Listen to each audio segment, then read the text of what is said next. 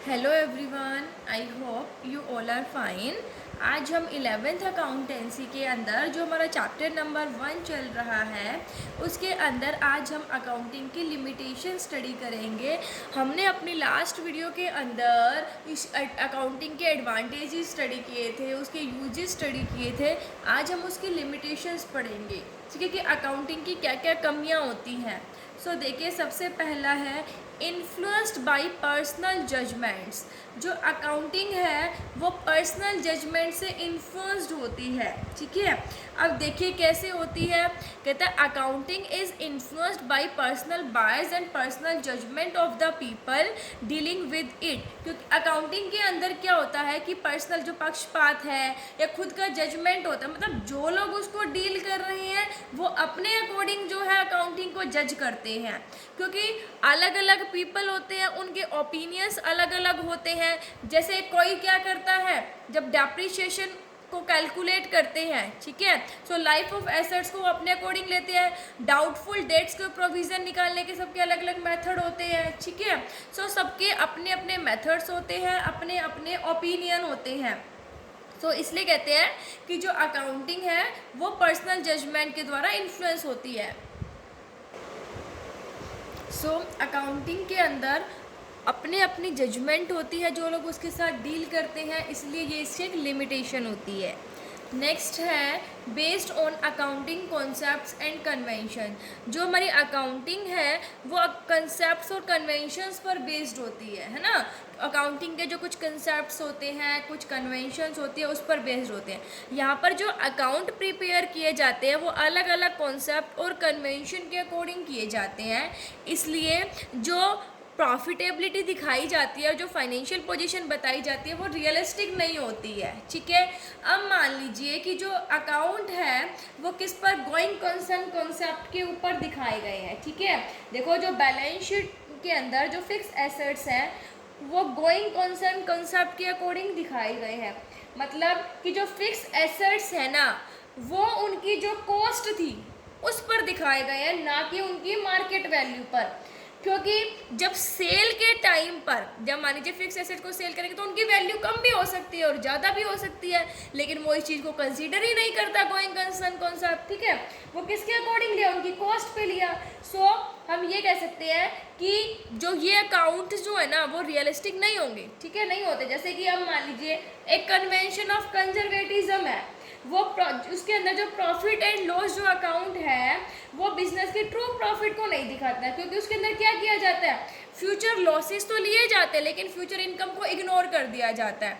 इसलिए ये accounting concept और कन्वेंशन पर बेस्ड होते हैं जो अकाउंट्स बनाए जाते हैं। सो इसलिए ये रियलिस्टिक नहीं होते हैं, सही नहीं होते हैं ज़्यादा। मतलब एक ट्रू पिक्चर जो है ना वो डिसाइड नहीं हो पाती है, वो शो नहीं हो पाती है। नेक्स्ट है इनकम्प्लीट इंफॉर्मेशन। फिर कहते हैं accounting statements provide only the incomplete information because the actual profit और loss of a business can be known only when the business is close down. कहता है अकाउंटिंग जो स्टेटमेंट है वो इनकम्प्लीट इंफॉर्मेशन प्रोवाइड करती है। क्योंकि देखो, प्रॉफिट और लॉस जो है वो एक्चुअल प्रॉफिट और लॉस तो कब पता चलेगा, जब बिजनेस बंद होता है, जब ही पता चलता है ना। सो यही कहता है कि एक्चुअल प्रॉफिट और लॉस तब पता चलता है जब बिजनेस बंद होता है। सो अकाउंटिंग जो है वो इनकम्प्लीट इंफॉर्मेशन प्रोवाइड करती है, ठीक है। ये भी इसकी एक लिमिटेशन है। नेक्स्ट आ जाता है ओमिशन ऑफ क्वालिटेटिव इंफॉर्मेशन। जो अकाउंटिंग है वो क्वालिटेटिव इंफॉर्मेशन को कंसीडर नहीं करती। कहता है it contains only those informations which can be expressed in terms of money. मतलब अकाउंटिंग उन्हीं इन्फॉर्मेशन को बताती है, उन्हीं इन्फॉर्मेशन को मतलब उन्हीं इन्फॉर्मेशन को लेती है जो कि मनी में एक्सप्रेस किए जाते हैं, जो मतलब उन्हीं ट्रांजेक्शन्स में डील करती है जो कि मनी की फॉर्म में एक्सप्रेस होते हैं, ठीक है, मतलब मनी की टर्म्स में होती है। मतलब क्वांटिटेटिव एलिमेंट्स को तो कंसीडर करती है लेकिन क्वालिटेटिव एलिमेंट्स को कंसीडर नहीं करती। जैसे कि एसेट्स है भाई, बिल्डिंग मशीनरी जो है 5 लाख की आई तो इसको हम मशीनरी 5 लाख की आई, ठीक है।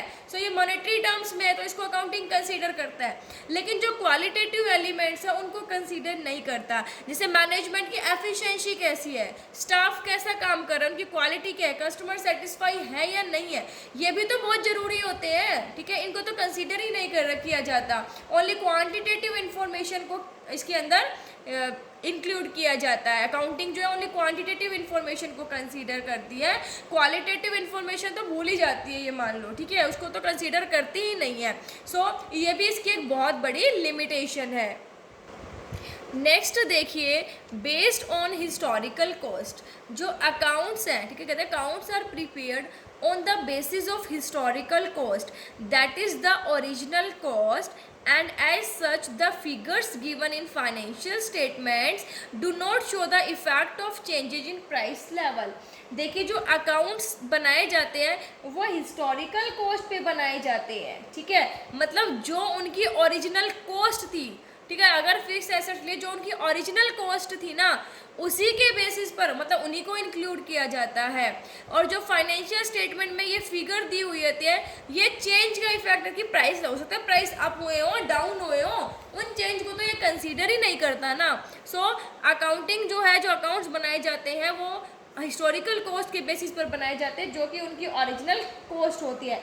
कई बार तो कई केसेस में जो एसेट्स है वो अंडर वैल्यूड रह जाते हैं, जैसे लैंड हो गई, बिल्डिंग हो गई, ठीक है भाई, हो सकता है इनकी वैल्यू जो है, इनकी वैल्यू क्या होती है, बढ़ती है ना, टाइम टू टाइम। सो लिए किस पे जाते हैं ये, जो उनकी ओरिजिनल, मान लीजिए एक बिल्डिंग जो है, ठीक है, मान लीजिए एक लैंड ले लो आप, ठीक है, एक हमने 200 गज का प्लाट लिया, ठीक है, फैक्ट्री लगानी थी उसके ऊपर, तो वो हमने 5 लाख का लिया। अब 5 लाख का उसकी ओरिजिनल कोड कितनी, 5 लाख की, लेकिन आज के टाइम में उसकी वैल्यू 10 लाख है, तो उसको तो इसने कंसीडर ही नहीं किया। उसने कौन सा कंसीडर किया, जो उसकी ओरिजिनल कॉस्ट है, जो ओरिजिनल कॉस्ट के ऊपर लिए गए थे उन्हीं को कंसीडर किया। सो इसके अंदर जो बैलेंस शीट के अंदर जो एसेट्स दिखाए जाते हैं, मतलब वो जो है ना वो ट्रू फाइनेंशियल पोजीशन नहीं बता पाते बिजनेस की। क्यों नहीं बता पाते, क्योंकि वो तो ओरिजिनल कॉस्ट पर जो है उनको कंसीडर करते हैं। जो अकाउंट्स है वो किस पर बनाए जाते हैं, उनकी ओरिजिनल कॉस्ट को लेकर, ना कि जो उनमें चेंजेस होते हैं, उनकी जो मार्केट वैल्यू में चेंज हुआ होता है उसके बेसिस पर बनाए जाते हैं। सो इसलिए ये अकाउंटिंग की एक बहुत बड़ी लिमिटेशन है कि जो अकाउंट्स है वो हिस्टोरिकल कॉस्ट के बेसिस पर बनाए जाते हैं। नेक्स्ट आता है अफेक्टेड बाय विंडो ड्रेसिंग। अब विंडो ड्रेसिंग क्या होती है, ये बहुत इंपॉर्टेंट है, ये एक सेपरेट क्वेश्चन के रूप में भी पूछा जाता है कि विंडो ड्रेसिंग क्या होती है। सो देखिए, विंडो ड्रेसिंग का मतलब है manipulation in accounts to present a more favourable position of a business firm than its actual position. मतलब क्या करना, जो उसकी एक्चुअल पोजीशन है ना उसको ना दिखाते हुए अपने आप को अपने अकाउंट में ऐसे चेंज करना कि ऐसे लगे कि हाँ भाई बहुत अच्छी कंपनी है। मतलब सीधी सी बात है, अपने अकाउंट्स में चेंज करके अपने आप को बेस्ट बताना, मतलब अकाउंट्स के अंदर चेंज कर देते हैं, ठीक है, और अकाउंट्स में वो चीज़ें दिखाते ही नहीं है जो एक्चुअल में चीज़ होती है। सो अब मतलब ऐसे अकाउंट प्रेजेंट कर देते हैं जिससे कि बिजनेस की फेवरेबल पोजीशन निकल कर आती है, ठीक है, मतलब कि अकाउंट्स को मैनिपुलेट करना जिससे कि जो फाइनेंशियल स्टेटमेंट है वो फेवरेबल रिजल्ट्स दे, मतलब जो उनकी एक्चुअल पोजीशन है ना उसको ना दिखाए। हो सकता है कि उसको लॉस हो रहा हो, उसकी लायबिलिटीज ज़्यादा हो, ठीक है, लेकिन अपने अकाउंट्स में वो ऐसे चेंज कर देती है जिससे कि दूसरों को देखेंगे ना तो ये लगेगा कि हाँ भाई इसको तो प्रॉफिट हो रहा है, इसकी तो फाइनेंशियल पोजीशन जो है वो बहुत अच्छी है, क्योंकि वो अपने अकाउंट्स में चेंजेस ऐसे कर देती है, ठीक है। सो जो अकाउंटिंग है वो विंडो ड्रेसिंग से अफेक्टेड होती है। अब मान लीजिए जो परचेज है, ठीक है, लास्ट में उन्होंने लास्ट के ईयर में ना उन्होंने क्या किया, परचेज की किसने, अब उनको पता है कि वो जो परचेजेस की वो दिखानी पड़ेगी, ठीक है, तो अब वो क्या करते हैं लास्ट में ना दिखाते हुए, उनको पता है कि अभी तो ये साल ख़त्म होने वाला है तो इसके अंदर भी क्यों दिखाना, अभी जब नया साल स्टार्ट हो जाएगा ना तो उसके अंदर हम दिखा देंगे। सो देखो लास्ट का अकाउंट जो है वो रह गए, ठीक है, वो जो ट्रू पिक्चर है वो आई नहीं सामने। सो ये कहता है कि कई बार क्या होता है कि जो परचेजेज है, मान लो कि लास्ट में परचेजेस किए उसने, सो वो क्या वो रिकॉर्ड ही नहीं किया तो क्लोजिंग स्टॉक क्या हो जाएगा, ओवर वैल्यूड, ठीक है, ये क्लोजिंग स्टॉक को ओवर वैल्यूड करके दिखा दिया। सो यहाँ पर करेक्ट जो डिसीजन है ना वो नहीं ले पाते हैं। सो ये था कि विंडो ड्रेसिंग से जो अफेक्टेड होते हैं, मतलब लीजिए किसी कंपनी ने लास्ट में परचेज कर ली, ठीक है, उधार में परचेज कर लिया, ठीक है, परचेज आगे उसको दिखाना पड़ेगा, उधार का भी दिखाना पड़ेगा कि पैसे का लाइबिलिटी हो गई उसकी। सो वो लास्ट में ना दिखाते हुए कि वो सोचते नेक्स्ट ईयर आएगा ना जब दिखा देंगे, तो उसने क्या कर दिया, अपने अकाउंट को मैनिपुलेट कर दिया, चेंज कर दिया, है ना। नेक्स्ट है अनसुटेबल फॉर फोरकास्टिंग। जो financial accounts are only a record of past events. जो फाइनेंशियल अकाउंट्स होते हैं वो ओनली कहते हैं पास्ट इवेंट का रिकॉर्ड है, ठीक है, जो पास्ट में जो चीज़ हो चुकी। Continuous changes take place in the demand of the product, policies adopted by the firm, the position of competition, etc. ठीक है, as such the financial analysis based on past events may not be much used for forecasting। जो financial accounting है, so accounting जो है, जो accounts बनाए जाते हैं वो पास्ट इवेंट पर बेस्ड होते हैं, ठीक है, उनका ही रिकॉर्ड होता है उसके अंदर। सो इसलिए जो फाइनेंशियल जो एनालिसिस, जो पास्ट इवेंट जो चीज़ हो चुकी उसके ऊपर बेस्ड होता है, वो इतना यूज़ नहीं होता फोरकास्टिंग के लिए, ठीक है, कि एस्टिमेट लगाना फ्यूचर के लिए, उस चीज़ का पूर्ण अनुमान लगाना, ठीक है, उसके लिए जो अकाउंटिंग है वो क्या नहीं है, सुटेबल नहीं होती, क्योंकि जो फाइनेंशियल अकाउंट बनाए जाते हैं वो जो पास्ट में जो चीज़ हो चुकी है उसके ऊपर बेस्ड होते हैं, उसका एक रिकॉर्ड होता है, ठीक है। सो ये थी limitations of accounting. I hope आपको समझ आ गई होगी। Thank you. Stay safe, stay home.